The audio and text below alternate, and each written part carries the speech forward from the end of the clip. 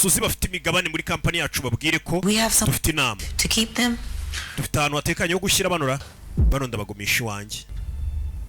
So you wouldn't recommend that I go there either? I wouldn't.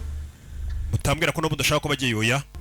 Well, fine. We can all just stay here. Cyamureke twese turare hano. All of them staying here? Bose barare hano. What the fuck is wrong with you? Ufite ikibazo ari ku bundi we.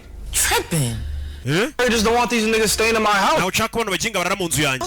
Nzu yawe. We've been here 5 minutes. Maze iminota 5 muri iyi nzu y'abandi none bayiyawe. All the bedrooms are full, but ibitanda byose birizuye ariko turashaka ukuntu aho barara. Stay at a hotel. Nje ndarara muri hotel. Maybe Officer Alex can take me? Ahari officer Alex yangeza kuri hotel. Yes. Yego ye. Have James get my purse.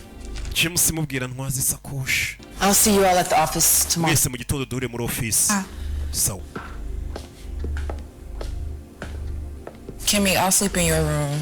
I don't like Kimmy ndarara mu cyumba cyawe. Angel and Evan. Angel, Evan. Hell nah. Yeah. I'm so sick of your shit. Turakurambiwe nawe rero. Uyu nago yanzira mu cyumba. It's fine. We can sleep here on the couch. Okay, twese turara hano mu ntebe. where will you sleep? Urarara he? Working all night. Nje ngiye kurara nkora. Okay. Well, I'm gonna go talk to my sister Kanjye kuvugana na murumuna wanjye. in the morning. Tubonane mu gitondo. Urebe. Good night. Good night. Good night. What's with you? Don't do that shit. Good night.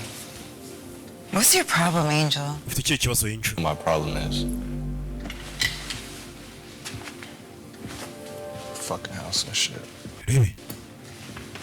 You ready to win, son? Uriya muginga nta soni afite. Yeah.